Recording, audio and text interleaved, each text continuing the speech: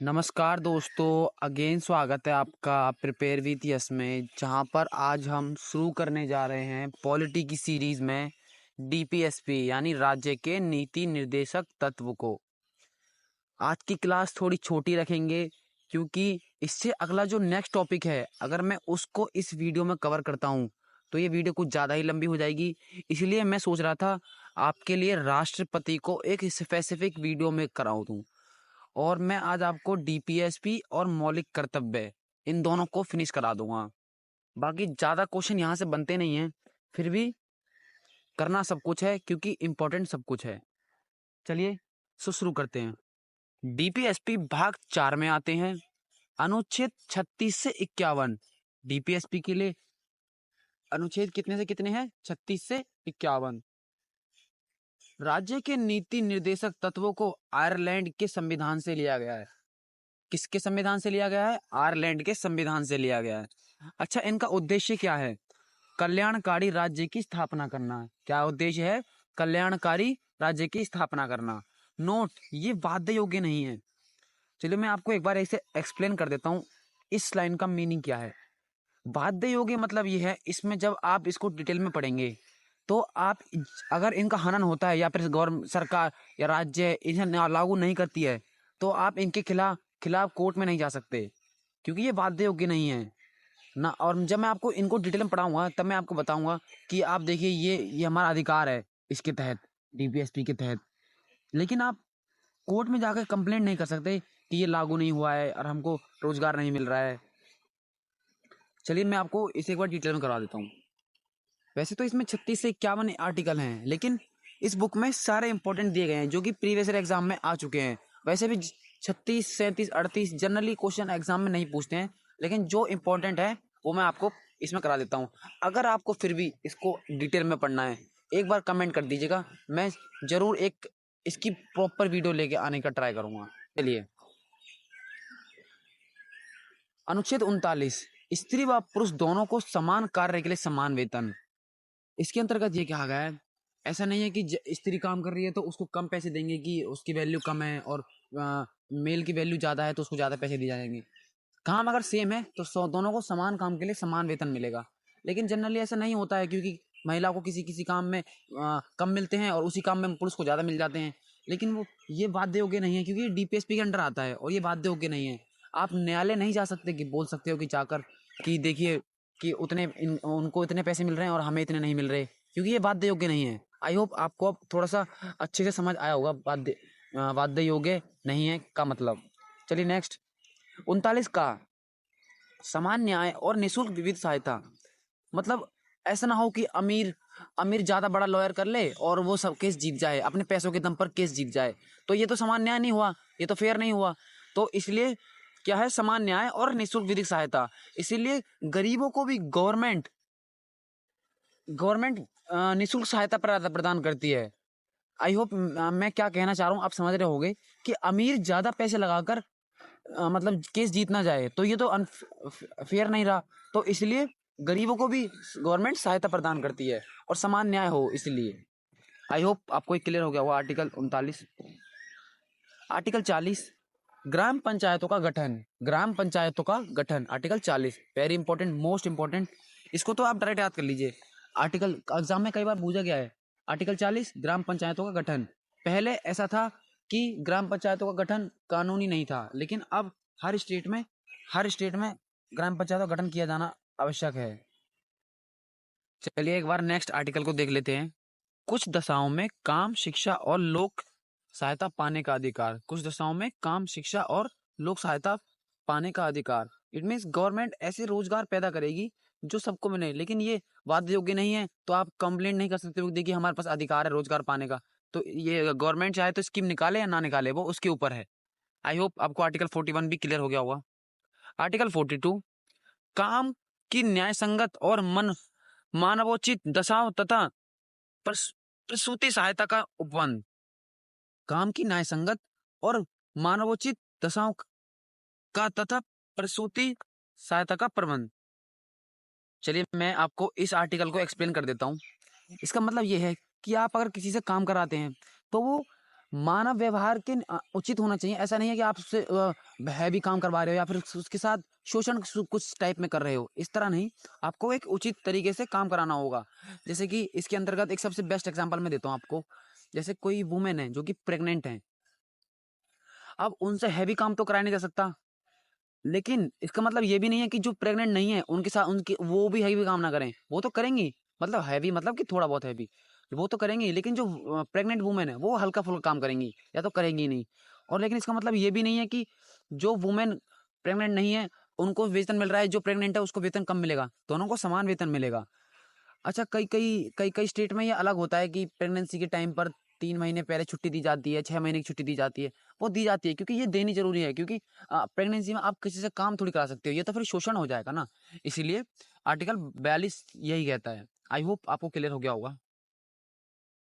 Article 44 समान नागरिक संहिता। समान नागरिक संहिता से क्या अभिप्राय है? आपको पहले मैं एक बार इसको करा देता हूँ, फिर उसके बाद मैं आपको बताता हूँ, इसको एक्सप्लेन करता हूँ। गोवा भारत का पहला राज्य है जहां समान नागरिक संहिता लागू है। समान नागरिक संहिता लागू करने वाला उत्तराखंड आजादी के बाद पहला राज्य बनेगा। Very important question.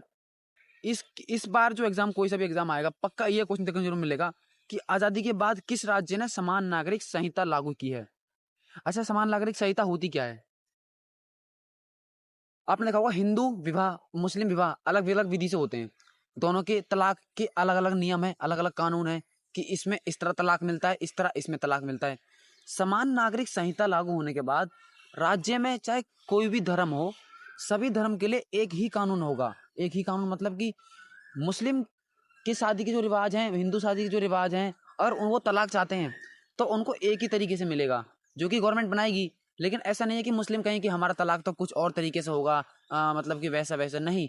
वो गवर्नमेंट बता देगी समान नागरिक संहिता में। मतलब कहने का मतलब यह है कि चार जो प्रमुख चार धर्म है इंडिया में, जो चार प्रमुख धर्म है, उनके लिए समान नियम बनेंगे। ये राज्यों में लगता है, समान नागरिक संहिता राज्यों में लगती है।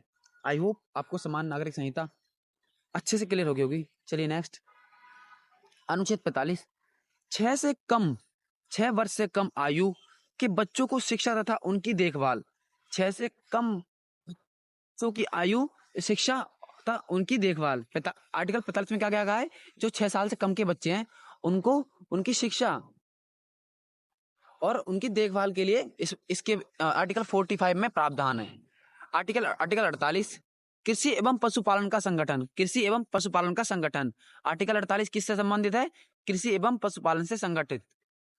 ये क्वेश्चन ज्यादा जनरली आते नहीं है, फिर भी आपको ये डायरेक्ट याद करने हैं। इससे इनकी ना कभी डिटेल पूछते हैं ना आपको कभी एक्सप्लेनेशन पूछते हैं। आपसे डायरेक्ट ये पूछ जाता है कि आर्टिकल 48 किसके अंदर आता है और कृषि एवं पशुपालन किस आर्टिकल के अंतर्गत आता है, डीपीएसपी से रिलेटेड है या नहीं है। जनरली ऐसे क्वेश्चन पूछ जाते हैं। आर्टिकल 48A पर्यावरण के संरक्षण तथा वन एवं वन्य जीवों का संरक्षण करना। कब जोड़ा गया? ये 42वें संविधान संशोधन 1976 से जोड़ा गया है। पर्यावरण और जो उसके अंदर जो लोग उसके अंदर जो जीव जंतु रहते हैं उनका संरक्षण करना आर्टिकल 48A के तहत बताया गया है। आई होप आपको यहाँ तक सब चीजें प्रॉपरली क्लियर हो गई होंगी। चलिए नेक्स्ट, आर्टिकल 50 कार्यपालिका एवं न्यायपालिका का पृथक्करण। मतलब कि कार्यपालिका अपना अलग काम करेगी, न्यायपालिका अपने अलग काम करेगी। दोनों दोनों दोनों पूर्ण रूप से स्वतंत्र हैं। वो अपने न्याय लेने के लिए पूर्ण रूप से स्वतंत्र है और कार्यपालिका भी अपने न्याय लेने के लिए पूर्ण रूप से स्वतंत्र है। आई होप आपको आर्टिकल 50 भी क्लियर हो गया होगा। आर्टिकल 51 अंतरराष्ट्रीय शांति और सुरक्षा की अभिवृद्धि। मतलब अंतरराष्ट्रीय शांति बनाए रखना। राज्य के नीति निर्देशक तत्व का मुख्य उद्देश्य भारत में आर्थिक और सामाजिक लोकतंत्र की स्थापना करना है। इनका उद्देश्य क्या है? भारत में आर्थिक और सामाजिक लोकतंत्र की स्थापना करना। कथन नीति निर्देशक सिद्धांतों से संबंध में टीटी कृष्णाचार्य ने क्या कहा है? भावनाओं और स्थायी कूड़ा घर। भावनाओं का स्थायी कूड़ा घर है ये, भावनाओं का स्थायी कूड़ा घर है, क्योंकि ये तो सिर्फ हम फील कर सकते हैं, इन्हें लागू नहीं कर सकते, क्योंकि ये तो राज्य चाहेगा कि हमें कब लागू करने हैं या नहीं करने हैं। आई होप आपको इसका मीनिंग समझ आ रहा होगा। केटी शाह ने क्या कहा है? यह एक ऐसा चेक है जिसका भुगतान बैंक की इच्छा पर छोड़ दिया जाता है। देखिए, जैसे कि मैंने आपको बताया था कि राज्य चाहे तो लागू करे या ना करे। केटी शाह ने क्या बोला है? यह एक ऐसा चेक है जिसका भुगतान बैंक की इच्छा पर है, छोड़ दिया जाता है कि बैंक इसे लागू करे या ना करे। आई होप आपको क्लियर हो गया होगा। चलिए नेक्स्ट अब हम पढ़ लेते हैं मूल कर्तव्य को। मैं मूल कर्तव्य को आपको मिनिमम 2 मिनट में याद करा दूंगा, जो कि 11 के 11 मूल कर्तव्य हैं। बस आप वीडियो में जुड़े रहना। पहले हम इसकी एक बार थ्योरी पढ़ लेते हैं, और जो 11 के 11 मूल कर्तव्य हैं मैं उनको पक्का याद आपको डेफिनेटली अभी तुरंत याद करा दूंगा। मूल कर्तव्य 51A के अंतर्गत आते हैं। 51A में मौलिक कर्तव्यों को सम्मिलित किया गया है। ये किस समिति की सिफारिश पर बनाए गए थे? स्वर्ण सिंह समिति की सिफारिश पर बनाए गए थे। और किस संविधान संशोधन से? 42वां संविधान संशोधन 1976 द्वारा 10 मूल कर्तव्यों को सम्मिलित किया गया था। 10 को सम्मिलित किया गया था। भारतीय संविधान में मूल कर्तव्यों को पूर्व यानी यूएसएसआर से लिया गया है। वर्तमान में मूल कर्तव्य 11 हैं। 86वें संविधान संशोधन 2002 के तहत 11वां मूल कर्तव्य जोड़ा गया, जो शिक्षा से संबंधित है, जिसमें 6 से 14 वर्ष तक की आयु के बच्चों को शिक्षा का अवसर प्रदान करना प्रत्येक माता पिता या संरक्षण का कर्तव्य निर्धारित करता है। मैं एक बार आपको इसकी थ्योरी रिपीट कर देता हूँ, क्योंकि बहुत ज्यादा क्वेश्चन थ्योरी से आते हैं। एक बार मैं आप कर देता हूँ। मौलिक कर्तव्य 51A के अंतर्गत आते हैं। किस समिति की सिफारिश पर बनाए थे? स्वर्ण सिंह समिति की सिफारिश पर। 42वें संविधान संशोधन 1976 से कितने जोड़े गए थे? 10 जोड़े गए थे। 11वां कब जोड़ा गया था? 86वें संविधान संशोधन 2002 से। कहां से लिए गए? यूएसएसआर यानी रशिया से, सोवियत संघ यानी पूर्व सोवियत संघ से। वर्तमान में 11 हैं। 11वां क्या है? 6 से 14 वर्ष तक के बच्चों को शिक्षा का अवसर प्रदान करना प्रत्येक माता या पिता का संरक्षण का कर्तव्य निर्धारण करता है। आई होप आपको ये क्लियर हो गया होगा, मौलिक कर्तव्य क्लियर हो गए होंगे। चलिए मैं अभी आपको तुरंत जो हमारे 11 के 11 मौलिक कर्तव्य हैं ट्रिक से याद करा देता हूँ, जिससे कि आपको कोई दिक्कत नहीं होगी। तो चलिए मैं आपको एक बार इन्हें याद करा देता हूँ। इनको याद करने से पहले सबसे पहले आपको 2 चीज याद करनी पड़ेंगी। आपको एक तो 1 से लेकर 9 तक जो हमारे अल्फाबेट्स हैं वो किस नंबर पे आते हैं, जैसे A 1 पर हो गया, B 2 पर आ गया, C 3 पर, D 4 पर, E 5 पर, ऐसे याद होने चाहिए, जिससे कि आपको इन्हें याद करने में आसानी होगी। देखिए अब मैं आपको याद करा देता हूँ। मौलिक कर्तव्य 1 पहला क्या है? भारत के संविधान का पालन करें और उसके आदर्शों, संस्थाओं और राष्ट्रीय ध्वज और राष्ट्रगान का आदर करें।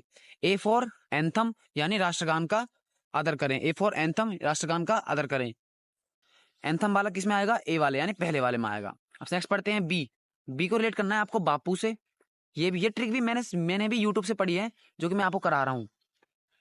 B यानी बापू। स्वतंत्रता की प्राप्ति के लिए किए गए संघर्ष को स्मरण करें और उनकी रक्षा करें। बी फॉर बापू मतलब कि गांधी जी ने भी तो हमारी स्वतंत्रता के लिए काफी संघर्ष किया है, तो आप बी फॉर बापू ऐसे याद कर सकते हैं। नेक्स्ट अब हम पढ़ लेते हैं सी को। सी यानी कंप्लीट यूनिटी। भारत की संप्रभुता, एकता और अखंडता की रक्षा करें और उसे बनाए रखें। भारत की संप्रभुता, एकता और अखंडता की रक्षा करें और उसे बनाए रखें। सी कंप्लीटली यूनिटी। डी डिफेंस, देश की रक्षा करें और आवश्यकता पड़ने पर राष्ट्र की सेवा के लिए तात्पर्य हो, है ना? D for defence. E equality, Bharat के सभी लोगों में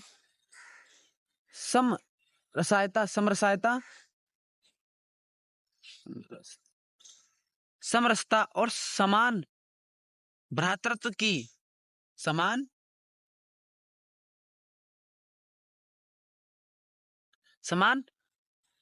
की भावना विकसित करें। धार्मिक, भाषाई, प्रांतीय या वर्णगत भेदभाव से बचें और महिलाओं के लिए सम्मान की रक्षा करें। आई होप आपको ई भी क्लियर हो गया होगा। मैं एक बार आपको दोबारा बता देता हूँ। ई फॉर इक्वालिटी, भारत के सभी लोगों को समरसता और समान भ्रातृत्व की भावना विकसित करें। धार्मिक, भाषाई, प्रांतीय या वर्गगत भेदभाव से बचें और महिलाओं के लिए सम्मान की रक्षा करें। एफ से फैंसी कल्चर, हमारी समृद्ध मिश्रित संस्कृति की गौरवशाली परंपरा को संजोए और सुरक्षित रखें, हमारी परंपराओं को संजोए और सुरक्षित रखें, क्योंकि आजकल फैंसी कल्चर ज़्यादा है, लोग फैंसी कल्चर की तरफ ज़्यादा ध्यान दे रहे हैं, हमारी संस्कृति को भूलते हुए जा रहे हैं।